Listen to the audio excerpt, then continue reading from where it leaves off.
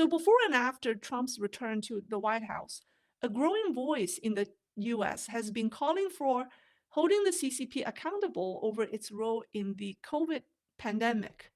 3 days ago, a federal judge in Missouri ruled against the CCP, ordering it to pay $24 billion in damages for hoarding personal protective equipment, PPE, during the pandemic.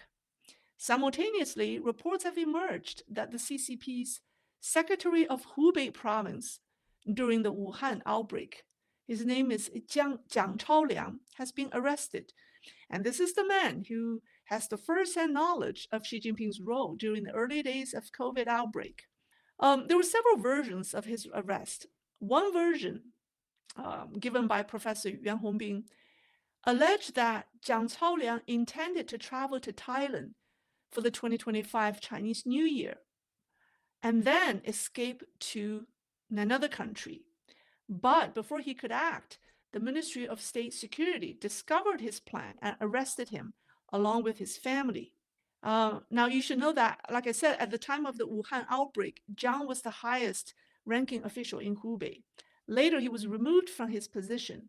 So he knows all the details about exactly what happened during the early days, right?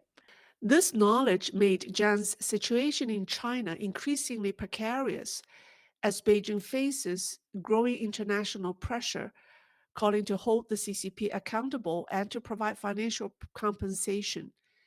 Jiang may fear for his life, as he was a direct witness to Xi Jinping's decision-making during the COVID crisis. Therefore, he attempted to escape, but failed. Given that the origins of COVID-19 has remained a hot topic, if Jiang Chaoliang had successfully fled, he could have revealed detrimental information to Beijing. However, some people doubt that Jiang ever tried to flee because they argue that the CCP has an iron grip on senior officials, making escape nearly impossible. They say that from ministerial level officials and above, or four ministerial level officials and above, the government closely monitors their movements. Jiang's personal aides, secretaries, and bodyguards all act as informants, reporting his every move to the authorities. This view doesn't believe Jiang actually tried to flee. It would be nearly impossible given the tight surveillance he was under, and he wouldn't risk everything, particularly his family. So why was he arrested?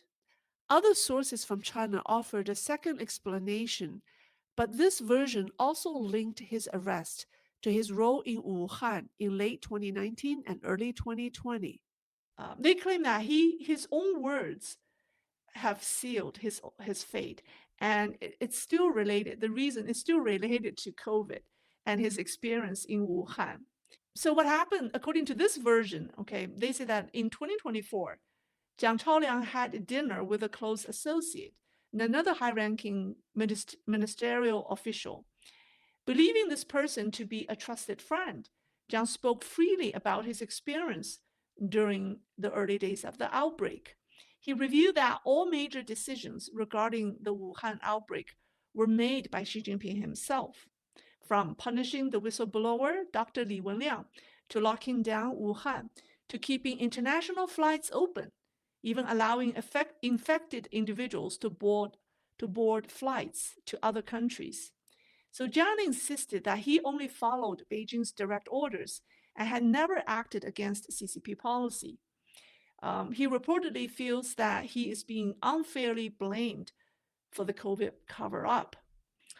But what he didn't expect was that his so-called friend turned him in. The conversation was reported directly to the Minister of State Security, Chen Yixing. Some reports suggest that the parts of the conversation between Jiang Chaoliang and his quote-unquote trusted friend were leaked to foreign intelligence agencies. And this ultimately led to his downfall and arrest. I must tell you that Jiang Chaoliang's past relationship with Xi Jinping was strong.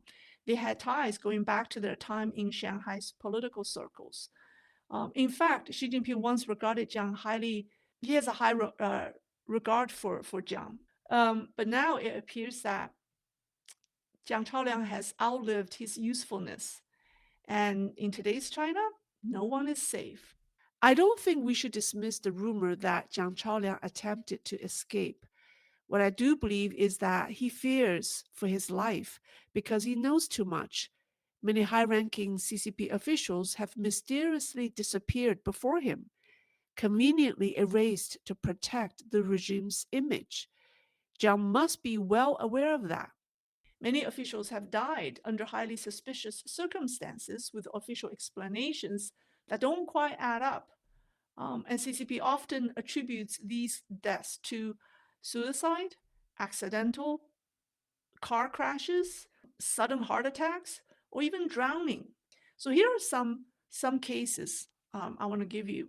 First is the former chief of China's Customs Administration. His name is Yu Jianhua. He died suddenly at the end of 2023. The official statement claimed that he succumbed to a sudden illness, but rumors suggest he shot himself after being interrogated by the Central Commission for Discipline Inspection. And then you have the former finance minister, Jing Renqing, who died on his own balcony at home in 2021. Officially, he burned himself to death while burning paper to commemorate his deceased wife on his balcony. Um, the story goes that the fire spread to a bookshelf, creating a small 2 square meter blaze, and somehow he passed out from the smoke and died. Most people find this story hard to believe. How could a healthy man burn himself to death on his own balcony from such a minor fire? Well, the most alarming and high profile unexplained death is that of former Premier Li Keqiang, who was one of China's second most powerful official. He died suddenly in October 2023. Cause of death? Heart attack while swimming alone in Shanghai. Officially, it was natural causes, but many suspect he was deliberately eliminated, possibly due to 1, his growing political differences with Xi Jinping, 2, his rising popularity among the public, which made him a potential political threat.